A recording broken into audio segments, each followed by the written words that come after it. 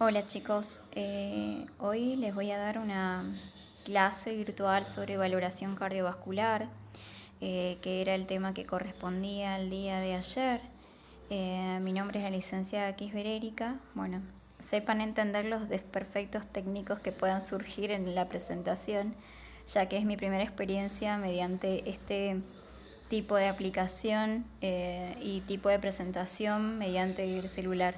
La verdad que desconocía y agradezco al profe Luis que me ayudó y me aconsejó con este tipo de tecnología. Así que bueno, comenzamos la clase. Para empezar a hablar de valoración cardiovascular debemos recordar las generalidades anatómicas y fisiológicas del corazón, ¿sí? Y los grandes vasos. Por ende, acá les puse en esta imagen una vista anterior del corazón y el nacimiento de los grandes vasos como son la aorta y la arteria pulmonar, ¿sí? Y viendo la llegada de la vena cava superior y la vena cava inferior a la aurícula derecha. Recuerden que teníamos distintas caras en el corazón, ¿sí? En este caso, en la vista anterior, podemos observar la aurícula derecha cubierta por la orejuela derecha, ¿sí? Tapando parte del nacimiento de la arteria aorta y la arteria pulmonar por el caso de la orejuela izquierda, ¿sí? Lo que vemos en la estructura del centro, no sé si puedo marcar o algo, pero vemos en el centro la cavidad del ventrículo derecho y en la punta hacia el ápice, ya que recordemos que el corazón es un órgano hueco, principalmente muscular, que se encuentra inclinado hacia la izquierda, ¿sí? Tenemos al ventrículo izquierdo. Recuerden dónde se ubica el corazón. El corazón se ubica en el mediastino, ¿sí?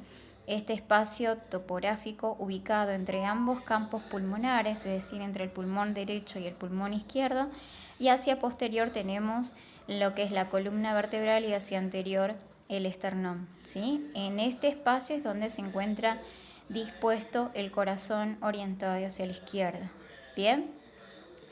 Y posterior, en la cara posterior vemos, ahí solamente desde esta vista podemos observar las venas pulmonares, ¿sí? Que sí se ve perfectamente tanto la aurícula izquierda como las venas pulmonares desde su cara posterior. Bien, entonces podemos resumir diciendo que el órgano es un órgano hueco ubicado en el mediastino, ¿sí? Delimitado por los espacios que yo les comenté previamente, que se encuentra ubicado, bueno, justamente en la cavidad torácica y este se encuentra rodeado por la llegada de vasos y la salida de los mismos, ¿sí? Bien, y se encuentra irrigado por dos arterias principales, que son las arterias coronarias, derecha e izquierda, que van a dar irrigación a todo este corazón, ¿sí? Bien, bueno, continuando, ¿sí? Hablamos de que este corazón va a tener 4 cavidades principales, como lo son la aurícula derecha, la aurícula izquierda, el ventrículo derecho y ventrículo izquierdo. De esta manera tenemos como 2 hemicorazones, uno al lado derecho y otro al lado izquierdo, ¿sí? Estas aurícula y ventrículo van a estar separados por válvulas, ¿sí? Que en el caso del lado derecho vamos a tener a la válvula tricúspide. En el caso del lado izquierdo vamos a tener a la válvula mitral, ¿sí? La válvula tricúspide es una válvula que consta de 3 válvulas, por eso es la palabra tricúspide, ¿sí? En cambio, en la válvula mitral consta de 2. De acá los pasajes hacia la arteria pulmonar, en el caso del lado derecho, a la arteria pulmonar, vamos a tener a la válvula pulmonar y del lado izquierdo la válvula aórtica, ¿sí? Ambas también pueden denominarse válvulas semilunares. ¿Bien? Bueno, estas válvulas tienen gran importancia porque lo que permiten es el flujo unidireccional de la sangre, ¿sí? De una cavidad a la otra y en el caso de los ventrículos hacia las arterias, flujo unidireccional desde los ventrículos hacia las arterias, evitando de esta manera el flujo retrógrado, alterando las presiones intracavitarias que puedan alterar después el funcionamiento cardíaco. Bien. Bueno, también debemos recordar acerca de la circulación mayor y menor. Esto es algo que seguramente lo han tenido reiteradas veces en anatomía cardiovascular y en fisiología cardiovascular, ¿sí? Recuerden que la circulación menor o circulación pulmonar está dada por la expulsión de la sangre desde el ventrículo derecho hacia la aorta pulmonar, hacia la arteria pulmonar, y de estas van la sangre carbooxigenada a oxigenarse hacia los pulmones, específicamente a nivel de los alveolos, para realizar la hematosis y volver la sangre oxigenada por medio de las venas pulmonares hacia la aurícula izquierda. Es aquí donde después se pasa hacia esta sangre oxigenada, pasa al ventrículo izquierdo. En el ventrículo izquierdo es aquí donde podemos dar comienzo a lo que se llama la circulación mayor o circulación sistémica, donde esta sangre oxigenada del ventrículo izquierdo es eyectada hacia la arteria aorta y de esta es distribuida hacia el resto de los sistemas, ¿sí? Hacia el resto de los tejidos. Es por eso que se le dice circulación sistémica. En estos tejidos es donde se deja el oxígeno y se retira el dióxido de carbono de las células y de los tejidos, y es regresado por el drenaje venoso hacia el corazón por medio de las venas cava inferior y cava superior. Y en el caso del drenaje venoso del corazón es por medio del seno coronario. Toda esta sangre carbooxigenada ingresa a la aurícula derecha y de ahí pasa al ventrículo derecho, iniciando el ciclo de la circulación pulmonar o circulación menor. Acá les tengo un esquema que explica todo esto respecto a la sangre con carbooxigenada y la sangre oxigenada. Como les comentaba, es partiendo desde, por ejemplo, en este caso, ventrículo derecho, va hacia los pulmones, ¿sí? Donde se va a realizar la carga de oxígeno y liberación del dióxido de carbono que cargan estos eritrocitos carbooxigenados. Acá se produce el intercambio, que es decir, la hematosis, ¿sí? Y esta sangre oxigenada se dirige, ¿sí? Hacia la aurícula izquierda, ¿sí? Y desde acá al ventrículo izquierdo y desde ahí a la aorta. Y de ahí al resto de las arterias periféricas y terminando en los capilares, donde se va a producir el intercambio, la liberación del oxígeno y la carga del dióxido de carbono para ser llevado hacia por las venas periféricas hacia las venas principales y por las venas cavas hacia la aurícula derecha y de ahí ventrículo derecho. Repasando la fisiología cardiovascular, bueno, otra de las cosas que debemos recordar, que se los voy a pasar muy por encima porque esto lo van a repasar o lo van a volver a ver cuando vean principios de electrocardiograma, si no lo han visto ya, y arritmias, que es muy importante, ¿sí? Que es la función eléctrica del corazón, ¿sí? Cómo se desarrolla gracias a estas fibras especializadas ubicadas en el miocardio del corazón, como lo son el nódulo sinusal, ¿sí? Que es el marcapaso del corazón, fisiológico del corazón. De acá parte un impulso eléctrico por los haces internodales hacia el nodo auriculoventricular y de este hacia el haz de His y de ahí a las ramas derecha e izquierda del haz de His, finalizando en ambos ventrículos por medio de las fibras de Purkinje, ¿sí? De esta manera se distribuye la generación de los potenciales eléctricos y la despolarización consecuente de estas fibras de miocitos, ¿sí? Del miocardio. Bien, acá les traigo una imagen acerca de lo que es el ciclo cardíaco, ¿sí? Como recordarán, el ciclo cardíaco está compuesto por dos fases, la diástole y la sístole, ¿sí? Bueno, como verán en esta imagen podemos ver, vamos a dar principalmente, mirar principalmente las presiones ventriculares y vamos a mirar el electrocardiograma y la presión aórtica, ¿bien? En la sístole, que es como recordarán, cuando se produce la sístole, cuando se produce la apertura de las válvulas aórticas, ¿bien? Para eso se produce un aumento de las presiones. Si ustedes miran que en la presión ventricular va aumentando, ¿sí? hasta equipararse a 80 milímetros de mercurio, que es la presión base de la aórtica, ¿sí? La presión diastólica, y superando esta, llegando a los 120 milímetros de mercurio, ¿sí? Que es el momento donde se equiparan las presiones ventricular y aórtica por el pasaje, la eyección de la sangre desde el ventrículo hacia la aorta. ¿Ven? En este momento se produce el cierre de las válvulas aórticas, ¿sí? Posteriormente se produce la apertura de las válvulas aórticas iniciando un nuevo ciclo diastólico, ¿sí? Entonces tenemos el ciclo diastólico, donde vemos acá en la presión ventricular, esa curva que dice A es la patada o la sístole auricular, que es el último proceso de llenado ventricular, ¿sí?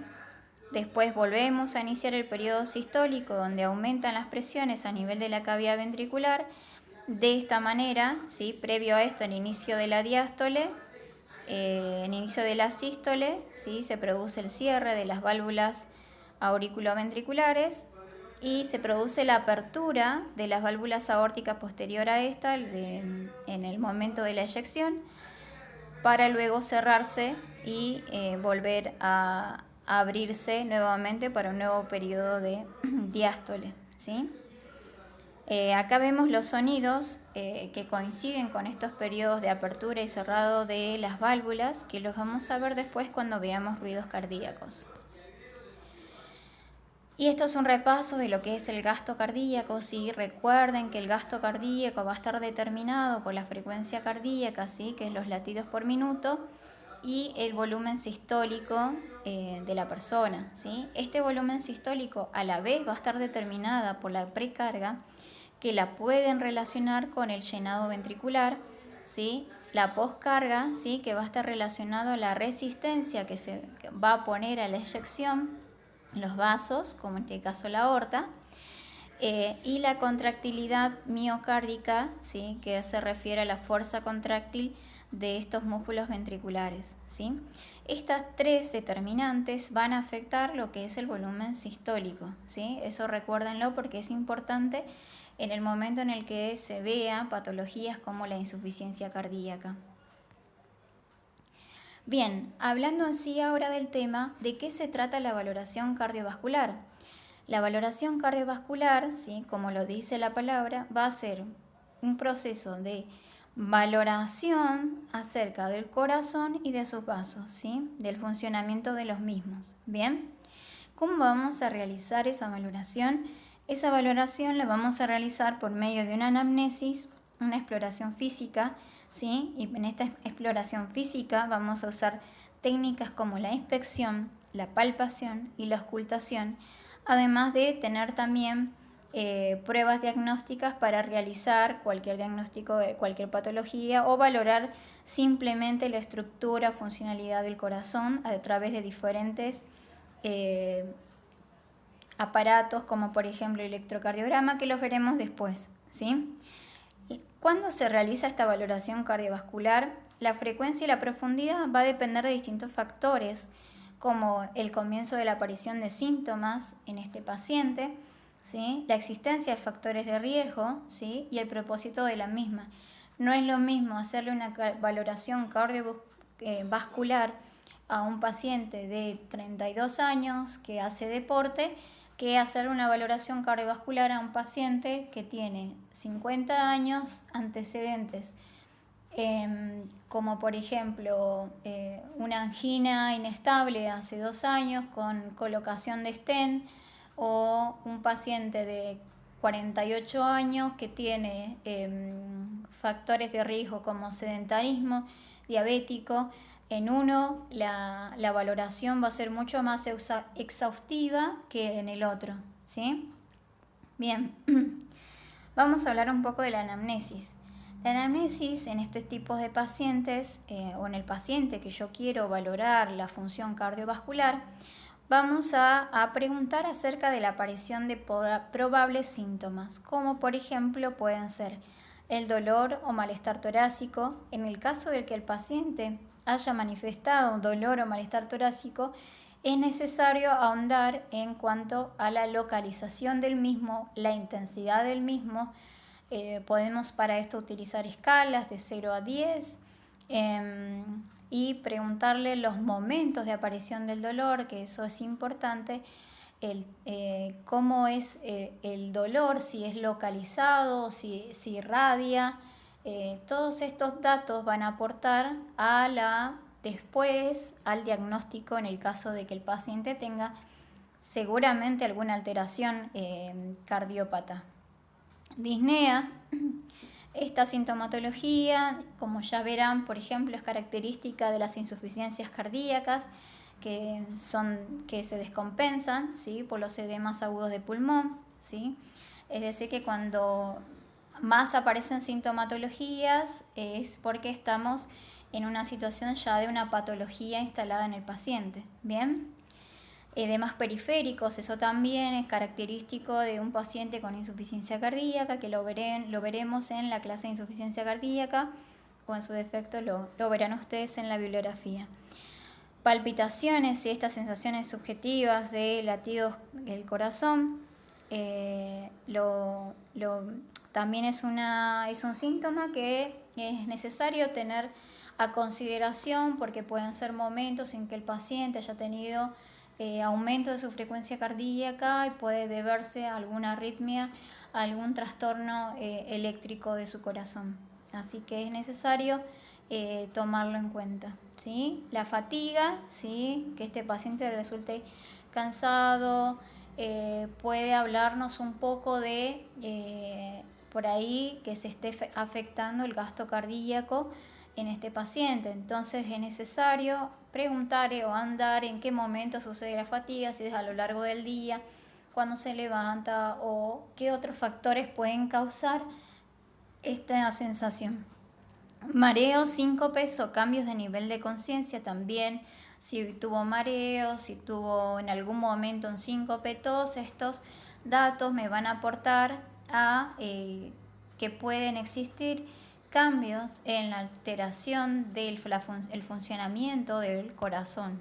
Bien, también debemos consultar acerca de antecedentes familiares que puedan ser factores de riesgo para patologías cardiovasculares, como antecedentes de padres diabéticos, padres con cardiopatías, como insuficiencias cardíacas, etc. La utilización de fármacos, encontrar patologías no comprendidas por el paciente. Muchas veces pasa que el paciente llega al consultorio y cuando le haces preguntas sobre patologías crónicas, el paciente a veces no comprende o desconoce. Esto sucede sobre todo en la gente añosa, que te dicen que no tiene ninguna patología y después cuando le preguntas acerca de los fármacos que consumen, te dicen que toman Lotrial, Enalapril, que son antihipertensivos. Entonces, bueno, es necesario ahondar también en la farmacología, porque de esa manera podemos saber cómo este paciente viene controlándose, incluso saber qué tipo de medicación está tomando, si tiene hipotiroidismo, ¿sí?, que eso también puede alterar la frecuencia cardíaca.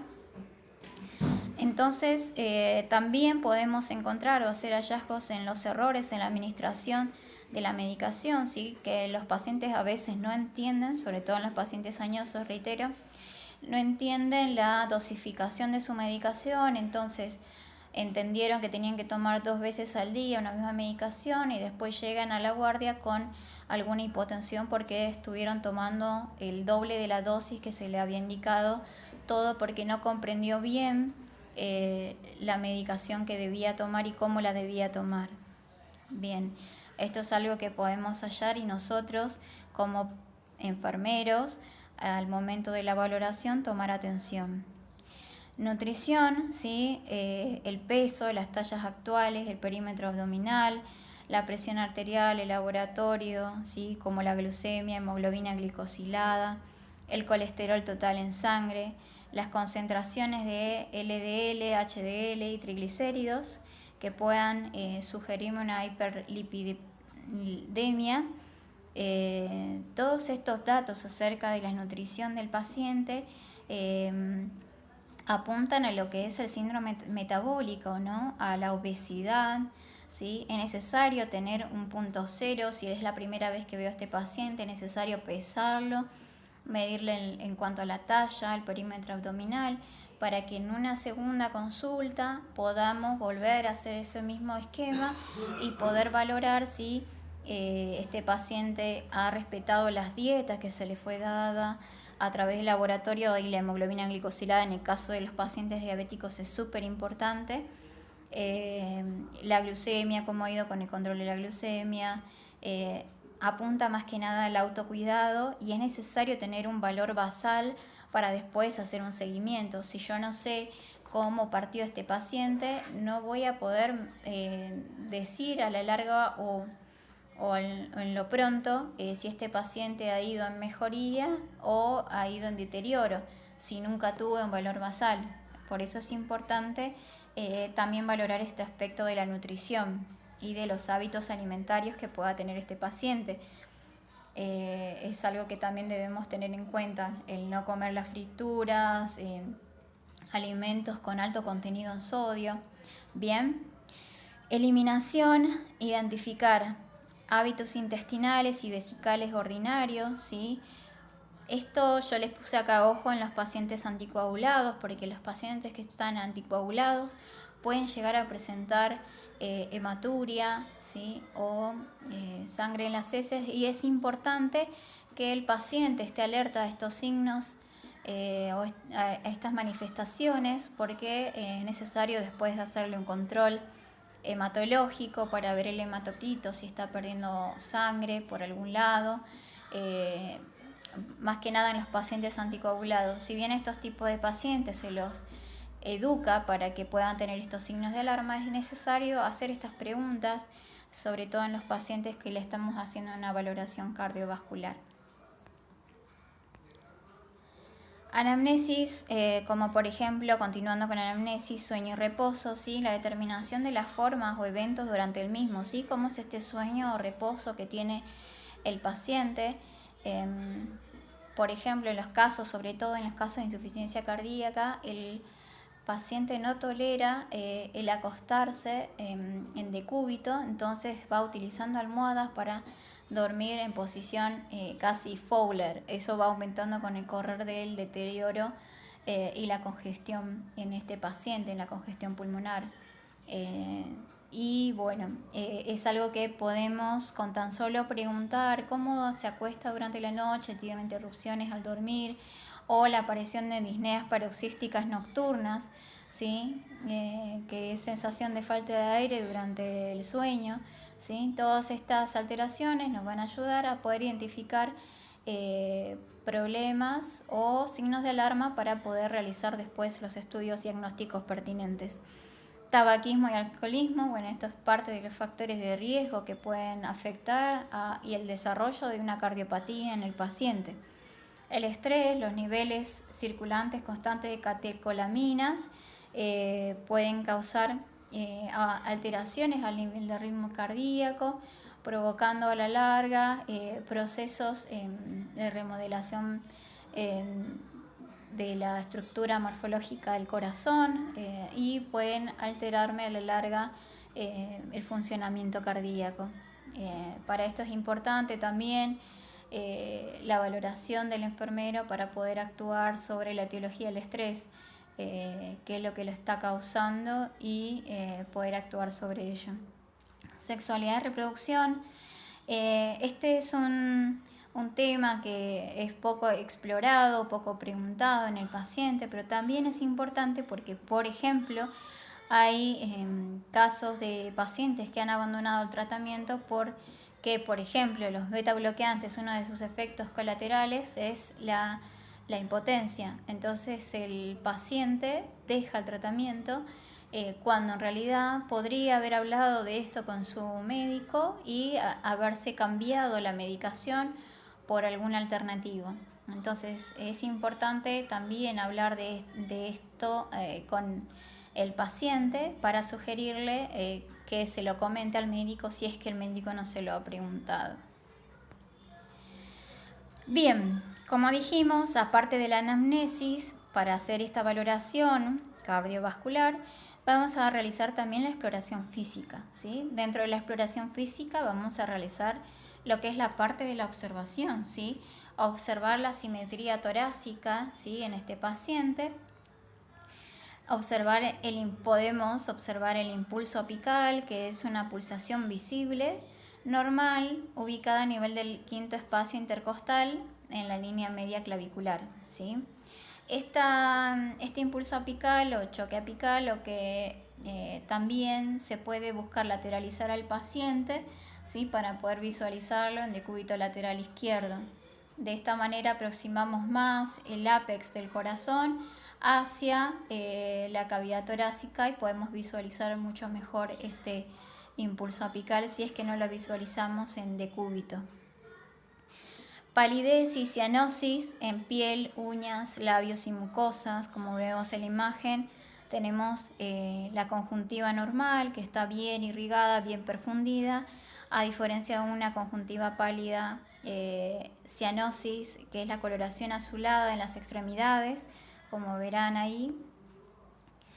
En la exploración física, también en la observación de las extremidades inferiores, esto me va a hablar de la vascularización periférica a nivel de las extremidades inferiores. Tenemos también cianosis, en este caso en la imagen vemos ya casi una necrosis, ¿sí? Una necrosis de las falanges, livideces, ¿sí? Que me están hablando de una pésima irrigación periférica, ¿sí? Esto, con la mínima observación podemos valorar que no está llegando una buena perfusión a estos miembros inferiores, ¿sí? También la aparición de úlceras, ¿sí? En este caso vemos una úlcera de tipo arterial, ¿sí? Que, bueno, no voy a ahondar mucho en esto, pero tenemos diferentes úlceras que pueden ser de tipo arterial o úlcera venosa, ¿sí? Con sus características propias de cada uno. Pero pueden aparecer en los casos, por ejemplo, de mala perfusión periférica, como es el caso de esta úlcera que podemos observar en la imagen, ¿sí? Que tiene bordes regulares, se ubica justamente en la cercanía de un vaso tibial, ¿sí? Y bueno, es importante en estos casos valorar después el pulso. Ahora hablaremos en cuanto a la palpación acerca de los pulsos, para corroborar y poder trabajar con estos pacientes que necesitan urgentemente resolver la vascularización periférica. En cuanto a la exploración física, como hablaba recientemente, vamos a hablar acerca de la palpación, ¿sí? Que es la toma de pulso, ¿sí? El pulso, ¿qué era el pulso? Eso lo vieron en Médica 1, ¿sí? Es la onda de presión provocada por la expansión de las arterias como consecuencia de la circulación de la sangre bombeada por el corazón, ¿sí?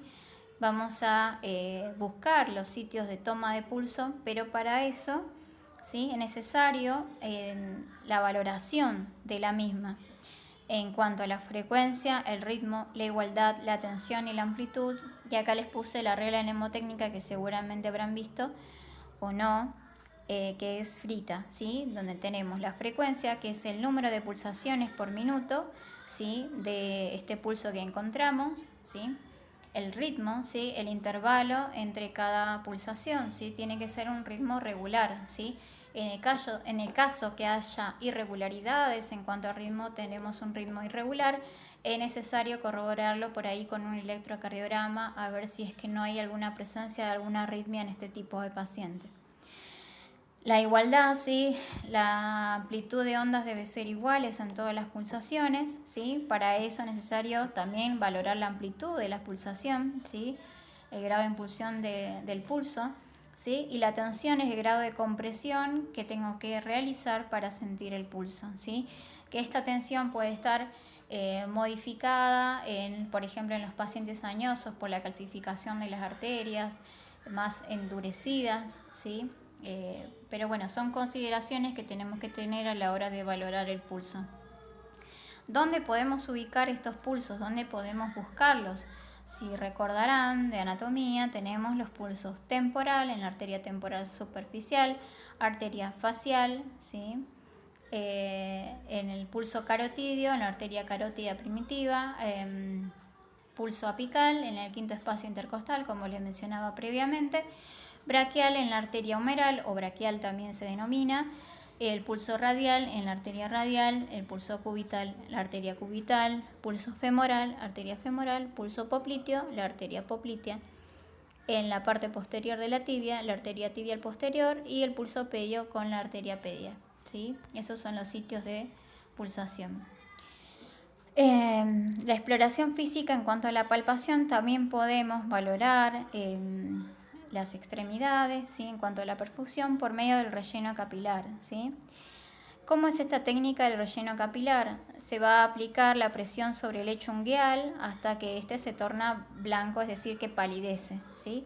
Una vez que palidece, se suelta la presión de este lecho ungueal y tiene que restablecerse la perfusión en un tiempo no menor a 3 segundos, es decir, en menor tiempo de 3 segundos debe realizarse nuevamente la perfusión. Esto es un signo de buena perfusión sanguínea. Después tenemos el control de la temperatura de las extremidades. Acá hablando de las extremidades, cuando vamos a debemos tocar palpar ambos miembros inferiores para comparar las temperaturas en ambos y valorar la perfusión distal de cada una de ellas. Bueno, acá les puse también la imagen, ¿sí?, de dispositivos que a veces se pueden implantar en los pacientes, donde es importante la valoración de enfermería en cuanto a la temperatura de las extremidades, los pulsos periféricos, ¿sí?, ya que estos dispositivos van a alterar la perfusión de las extremidades, como en el caso de la imagen del medio. Es un catéter que está introducido por medio de la arteria femoral, entonces esta arteria va a estar parcialmente ocluida. Si bien va a pasar flujo hacia el resto del miembro inferior, es importante controlar de que ese flujo no se encuentre obstruido o de que no haya ninguna alteración en su perfusión periférica. Y en la tercera imagen, la que se encuentra hacia la derecha, tenemos un catéter, un dispositivo implantado a nivel central, ¿sí? Por ende, vamos a tener que tener especial atención hacia los miembros superiores, ¿sí? Específicamente el miembro superior que está del lado donde está implantado estas cánulas. ¿Bien? Para eso la temperatura es un indicador de la perfusión también. En cuanto a la exploración física, vamos a tener como técnica la auscultación, ¿sí? También. Y para esto les voy a comentar un poco acerca de los focos de auscultación, dónde es que podemos nosotros utilizar el estetoscopio, apoyarlo, ¿sí?, la campana, para poder auscultar, es decir, poder oír diferentes ruidos que los veremos posteriormente, ¿sí? Entonces, vamos a tener el foco aórtico, ¿sí?, que se va a ubicar en el segundo espacio intercostal derecho, ¿sí?, en el borde o la línea paraesternal derecha, ¿sí? Vamos a tener el foco pulmonar en el segundo espacio intercostal izquierdo, ¿sí?, en la línea paraesternal izquierda. El foco tricuspidio lo vamos a encontrar en el cuarto espacio intercostal, en la parte inferior del borde esternal izquierdo. Y el foco mitral en el ápex cardíaco lo vamos a encontrar en el quinto espacio intercostal, en la línea media clavicular, ¿sí? Acuérdense que también ahí podíamos ver el impulso apical. Bien, entonces tenemos estos 4 focos de auscultación: foco aórtico, foco pulmonar, foco tricuspidio y foco mitral. Como verán, estos focos coinciden con las válvulas correspondientes que hablamos en un principio cuando hablamos de las válvulas cardíacas. ¿Y cuáles son los ruidos que podemos auscultar? Bien, los ruidos fisiológicos normales van a ser S1 y S2. S1 se va a producir por el cierre de las válvulas auriculoventriculares en el momento de la sístole ventricular, ¿sí? Y S2 se va a producir por el cierre de las válvulas sigmoideas. Bien, entonces vamos a relacionar los ruidos con los cierres. Bien, los ruidos normales. Bien, ¿dónde son los sitios de auscultación preferenciales para auscultar estos ruidos? S1 preferencialmente se puede ocultar en el foco mitral y S2 también, ¿sí? Estos ruidos S1 y S2 se encuentran en todas las personas, como dijimos, son ruidos fisiológicos, ¿bien? Son los denominados loop-dub. Loop-dub, loop-dub, loop-dub, loop-dub, loop-dub son los ruidos cardíacos normales, ¿sí? Son los que vamos a ocultar. También podemos encontrar un S3, un ruido número 3, ¿sí? Que se aprecia, ¿sí? Puede ser habitual en la niñez o hasta los 40 años que podamos encontrar este sonido S3. Se aprecia en la diástole, durante la diástole, casi inmediatamente después de S2. Si encontramos S4, ¿sí? S4 se va a producir va a ser una traducción de la sístole auricular, ¿sí? Que es en la última etapa de la diástole, es decir, que la vamos a encontrar previo a S1, ¿sí? Y se pueden, este ruido es patológico, ¿sí? En conjunto, la suma de estos 4 ruidos la pueden encontrar como latido en galope, ¿sí? Por la consecuencia de estos sonidos hace simular a un galope, por eso se denomina de esa manera.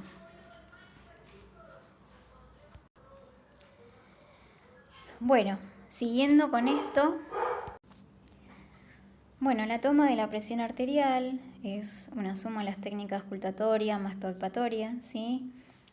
Con cada latido, al expulsar se genera una onda de presión o tensión sistólica, ¿sí? De estos valores, que ya van a tener una clase de presión arterial e hipertensión, ¿sí? Puede medirse por método indirecto o directo la presión arterial media, ¿sí? Que esta presión arterial media es que se consigue por medio de una fórmula que es la presión sistólica más 2 veces la presión diastólica dividida por 3, que valora la perfusión de los tejidos durante el ciclo cardíaco. Otros sistemas como indicadores de la falla cardiovascular, como el sistema tegumentario, que es lo que comentaba en un principio, ¿sí? A través de la observación, la cianosis periférica, ¿sí? Que hablábamos de la coloración azulada, la palidez puede ser indicativa de anemia o una resistencia vascular periférica, una falta de irrigación a nivel de los tejidos periféricos. El relleno capilar enlentecido, como les decía, no debe durar más de 3 segundos, ¿sí? Y edemas, cuando el corazón es capaz de bombear la sangre, se puede llegar a estancar. Siguiendo en cabeza y cuello, de acá lo más importante que podemos hablar es acerca de la distensión de las venas yugulares, ¿sí? En condiciones normales esta vena no se visualiza. Sin embargo, en un paciente que está con alguna patología o alguna sobrecarga por el mal funcionamiento, como es el caso de las insuficiencias cardíacas, la presión venosa central aumenta y de esta manera se estará visualizando por medio de la vena yugular externa distendida, ¿sí? Esta distensión de las venas yugulares es producto por el aumento, ¿sí? De las presiones a nivel de las cavidades derechas, y esto hace que haya un aumento de estas presiones, provocando estas distensiones a nivel de las venas yugulares, que lo que se debe hacer es elevar a 30 40 grados la cabeza del paciente, y si se visualizan las venas es porque seguramente hay una congestión, un aumento de las presiones a nivel de las cavidades derechas. Pulmones.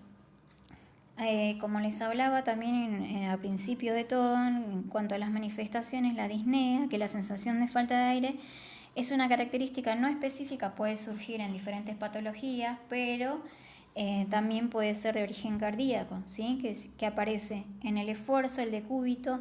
Después, cuando veamos insuficiencia cardíaca, vamos a ver que hay diferentes clases funcionales en cuanto al momento de la aparición de la disnea, porque es más grave cuando aparecen situaciones de menos actividad.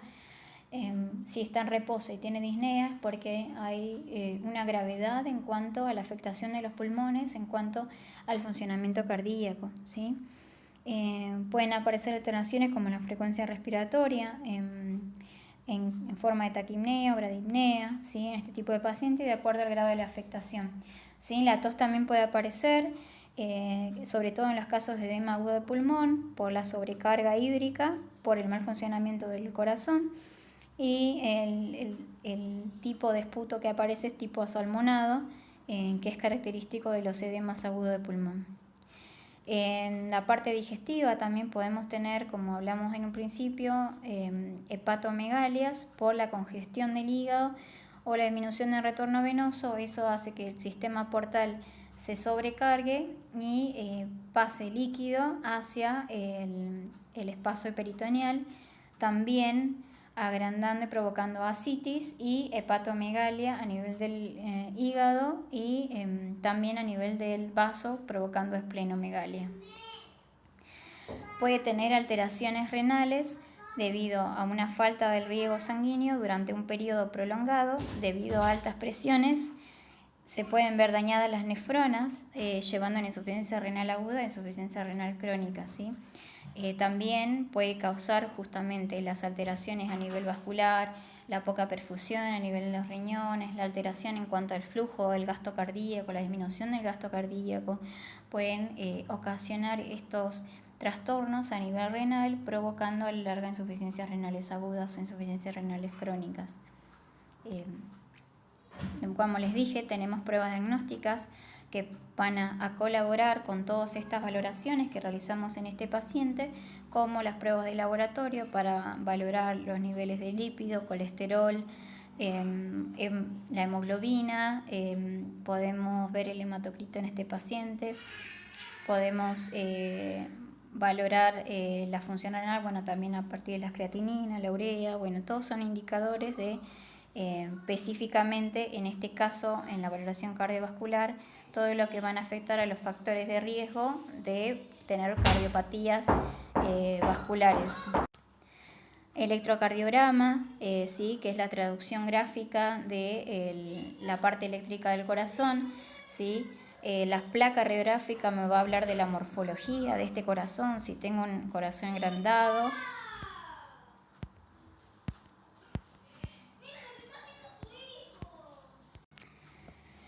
Otro estudio o prueba diagnóstica que se puede realizar es la ecografía. La ecografía transtorácica, ¿sí? Que es un estudio de ultrasonido no invasiva donde se puede ver la fracción de expulsión del corazón y determinar el tamaño, la configuración y la movilidad de estructuras cardíacas, ¿sí? Las pruebas de esfuerzo, como verán en la imagen de abajo, tenemos el estudio de Holter, que es un estudio electrocardiográfico a lo largo de todo el día, y por último el cateterismo cardíaco a través de una angiografía, ¿sí? Una cinecoronografía para valorar la perfusión cardíaca. Bueno, muchísimas gracias por todo y bueno, espero les haya servido la clase.